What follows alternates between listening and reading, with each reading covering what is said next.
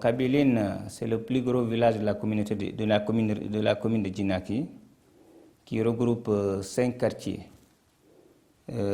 Djirio, Djenimine, Karibo dans le site 1, Elikako et Badjel dans le site 2.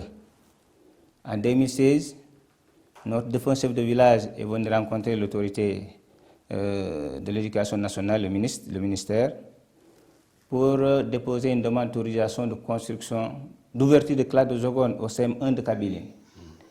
Et en 2017, nous avons reçu la réponse du ministère qui nous demandait de nous rapprocher de l'IA de Ziguinchor. Donc en 2018, moi j'ai été nommé président du congrès depuis décembre 2017. Donc c'est un dossier que j'ai trouvé sur table. Maintenant, en janvier 2018, nous avons commencé les démarches en allant vers l'IA. Quand vous dites l'IA, on parle de l'inspection d'académie. De Ziguinchor, qui était en ce moment dirigée par M. Siaka Goudiaby. Donc Siaka Goudiaby, quand on l'a rencontré, avec évidemment la réponse du ministère, il nous a dit l'État actuellement ne donne plus de lycée avec abri provisoire, mais construisez, et maintenant pour l'année académique 2018-2019, on va ouvrir les classes de seconde. Bon, comme l'association, la majeure partie de l'association sont au village, c'est des paysans, le chef et sa délégation, y compris moi-même, nous sommes allés quand même pour essayer d'échanger avec nos parents du village, parce que c'est une association. Mais rappelons que déjà, c'est une association qui est créée depuis 1974. Donc vers les années 2010, il y a une scission. Parce que le trésorier qui était là-bas au départ pendant 12 ans, quand on l'a changé, ça l'a découragé un peu parce que ça l'a obligé à confisquer tous nos documents comptables. Donc il a essayé de mener sa politique au sein de la commune du site 2, où se trouvent les quartiers de Elikako et de Badjeline, leur disant que nos parents de l'autre côté, vraiment, sont en train de nous rouler dans nos activités, surtout dans le côté finance. Or, en ce temps, c'était lui qui était le trésorier. Donc, il est allé sans une situation. Et il nous a laissé une dette à la banque de 11 300 000, parce que nous sommes une association sociale. Au départ, on s'est seulement limité au niveau de l'achat des tôles pour couvrir les maisons des membres. Donc, comme les cotisations ne suivaient pas normalement, on a fait recours à la CNCA, qui est l'actuelle LBA. Et c'est à partir de ce moment qu'on a vu nos maisons, la couverture de nos maisons s'est améliorée. Donc maintenant, quand il est parti, il a tout fait pour créer un deuxième congrès. Le deuxième congrès, c'est-à-dire une partie de ces deux quartiers, ont formé un congrès, une association qu'on appelle congrès. Donc, et même, ils avaient même en son temps écrit à l'autorité pour dire à l'autorité qu'eux, ils sont désormais érigés en village. Alors qu'un village, il y a une façon de demander la création d'un village. Et en ce temps déjà, ils ne savaient même pas que l'autorité du Sénégal, l'État du Sénégal avait interdit la création de nouveaux villages. Donc, quand l'autorité les a dit simplement qu'actuellement, jusqu'à la fin du mois, vous n'aurez pas de village parce que c'est interdit. Ils sont cantonnés maintenant dans leur congrès. Et tout projet qui vient à Kabiline, dans ce groupe, des gens, certains sabotaient parce que pour eux, en faisant des violences verbales, ça peut peut-être apeurer certains qui sont à Kabiline, les résidents à Kabiline, et ceux qui sont dans les sections extérieures. Donc maintenant, comme en 2016, le chef de village avait demandé l'autorisation de déclarer de seconde, en 2017, nous avons eu la réponse. Donc dès l'instant qu'ils ont eu l'écho de cette réponse, ils ont commencé maintenant pour eux, ils ont demandé à ce que le lycée soit implanté dans le site 2, où il y avait le CM de zone. Parce qu'à Kabiline, il y a 2 CM. Le CM1, que nous, tous Kabilinois, avions démarché jusqu'à son obtention. Et ensuite le CM2, où une partie de Kabiline et quelques villages environnants ont implanté dans le terroir de Kabiline. Bon, au départ, le chef s'était opposé. On a dit que ça, c'est quand même un avantage parce qu'un CM dans une seule localité, c'est un acquis pour les Je populations. voudrais comprendre dans cette situation. Auparavant, les élèves originaires de Kabiline, ils allaient où quand ils ont terminé le niveau secondaire? Ils allaient à Djinaki, Qui est à combien de kilomètres? qui est à 14-15 km de Kabylie. Et aujourd'hui, pourquoi vous me parlez d'abord d'un problème, d'un contentieux né avec un de vos anciens compagnons? Comment cela a pu impacter le projet d'installation d'un lycée dans la zone? Bon, quand il y a des exigences, quand il y a ça, que nous a demandé de construire, parce qu'à Kabylie, il y a 2 sites. On a essayé de construire un lycée équidistant de 2 sites, pour au moins que les élèves, chaque zone, chaque site faisaient le déplacement. Ils se croisaient presque au centre et ils repartaient. Donc, mais ça, c'est sur fonds propres du Congrès. Maintenant, après avoir fini les 3 salles de classe, le bloc administratif et les blocs sanitaires séparés garçons et filles, plus un puits, nous sommes allés vers l'autorité lui dire que Dieu a fait que finalement, les populations ont déboursé de leur poste 36 500 000 pour réaliser les 3 classes plus les autres. C'est en ce moment qu'il nous a dit, allez vous entendre au sein de Kabylie.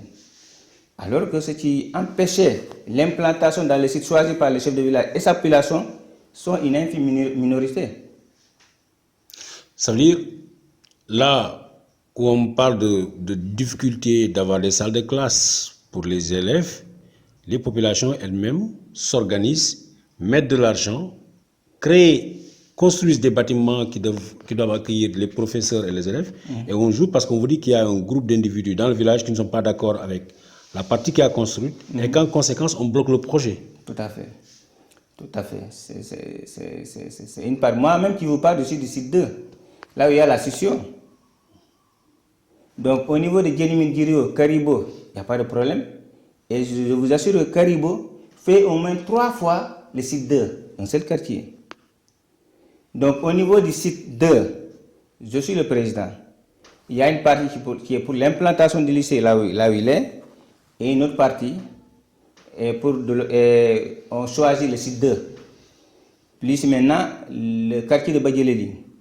Alors, le quartier de Badjeleli, d'ailleurs, le président de la section de Ziguinchor, il est de ce quartier. Et il est membre actif de ce congrès. De ce congrès, le vôtre ou le congrès qui s'oppose? Le nôtre, le premier congrès. Le congrès qui a financé les 36 500 000. Maintenant, nous, on n'a pas compris pourquoi l'État du Sénégal, après avoir autorisé la construction de ce lycée, qu'aujourd'hui l'autorité nous dit, entendez-vous. Donc, une unanimité absolue chez nous, même dans le monde, n'existe pas. Donc, au Sénégal, un peu de droit, où la majorité doit... On voudrait comprendre aussi la gestion de cette école. Elle va être affectée à qui? C'est une école que vous construisez, confiée à l'État, ou c'est une école privée? C'est une école publique, c'est pour le Sénégal. C'est pour le Sénégal et c'est pour tout le monde entier. Parce que même un Chinois peut venir faire ses cours là-bas, ses études là-bas. Donc nous avons construit une école publique pour le Sénégal, c'est fonds propres. Et l'autre groupe qui est dirigé, certainement, il est dirigé par votre ancien secrétaire général, trésorier, c'est ça? Il faut voir, c'est leur conseiller, en quelque sorte. C'est leur conseiller. Ils ont un bureau, mais lui, il est là derrière et il joue ses pions quand même. On a l'impression que la politique est entrée dans cette affaire. Ces gens, ils sont de quelle branche politique ou de quelle relation jouissent-ils pour pouvoir causer le blocage d'une école pour toute une... C'est des gens qui est menacé verbalement. Et si vous ne les connaissez pas, si vous rencontrez et expliquez ce qu'il y a à Kabylie, en tant qu'autorité, si vous ne vous rendez pas à Kabylie, vous risquez d'avoir peur. Et cette peur, certainement, a conduit à l'autorité à ne pas ouvrir les salles de classe. Mais comment l'autorité qui est l'IA peut rester à Ziguinchor sans mettre les pieds à Kabylie, autoriser une première fois pour une construction, pour une chose qui, on va dire, d'utilité publique, et du jour au lendemain, se dire, je bloque, sans même faire une inspection, sans même faire un travail de terrain, dire je bloque parce qu'un groupe m'a dit. C'est ce que nous voulons comprendre. Parce qu'une autorité comme l'IA, une autorité comme le ministère, ne peut pas devoir une telle infrastructure bloquer l'ouverture. On n'a pas compris. Et les populations ont besoin de comprendre. Parce que trop, c'est trop. Avant que les gens ne se révoltent. Parce que là même, dans le cadre de notre planification de nos activités, on est bloqué parce que les populations ont mis une somme importante d'argent comme ça. Et jusque-là, on ne parvient pas à voir vraiment les résultats de ces investigations, Les investissements. des investissements. Est-ce que le lycée est aujourd'hui fonctionnel? On nous a dit, même si le cabinet s'entendait, même au mois de novembre, on peut l'ouvrir. Ça, l'IA nous l'a dit depuis 2019. D'ailleurs, en octobre 2020, sur convocation du préfet de Bignona, les populations de Kabylie et de la zone se sont rendues à Bignona avec l'IA. Et le préfet a dit ouvertement aux populations des différentes zones, ça c'est un lycée de Kabylie et non un lycée de zone. Je demande à la population de Kabylie d'aller à Kabylie se réunir vraiment pour choisir le site. Mais depuis combien de temps on doit pousser les gens à s'entendre pour l'ouverture d'une école? Ça c'est ma première fois de l'apprendre. En tout cas, notre cas là, c'est la première fois de voir ça au Sénégal. Kewoulo va essayer de tendre le micro à l'inspecteur d'académie, on va lui envoyer un reporter.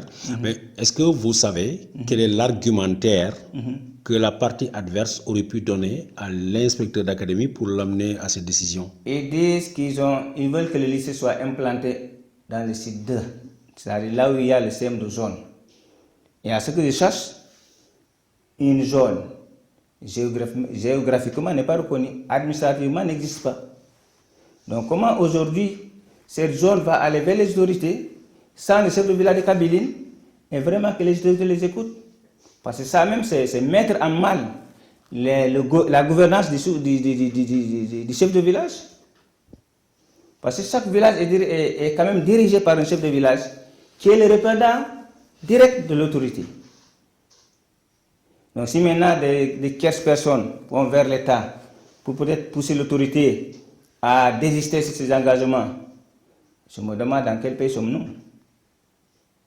Mais je vous assure que c'est une infime minorité. Une infime minorité. Le projet de l'État du Sénégal aujourd'hui, c'est de mettre fin au phénomène des abris provisoires. Et d'après les photos que vous avez soumises, nous voyons des bâtiments en dur qui sont construits. Aujourd'hui, les populations de Kabylie, au-delà, tout le Sénégal, vous regardent à travers Kewoulo. Quel est le message que vous voulez transmettre à l'endroit du public, mais aussi à l'endroit des autorités nationales? Pas simplement régionales, mais nationales. Je demande aux Sénégalais, que chaque Sénégalais, aujourd'hui à Kabylie, il y a ce problème, que chaque Sénégalais n'a qu'à regarder ce qu'il faut faire aujourd'hui pour l'intérêt du pays. Et pour nous, nous pensons qu'aujourd'hui, l'intérêt du pays, c'est vraiment de ne pas encourager les abris provisoires et d'encourager ceux qui mettent la main à la poche pour des infrastructures qui vont servir à tous les fils du Sénégal. Donc, et on voudrait comprendre, nous voudrions vraiment que ce lycée ouvre ses portes dans les meilleurs délais. Monsieur Seydou Goudiaby, je vous remercie. Merci, M. Touré.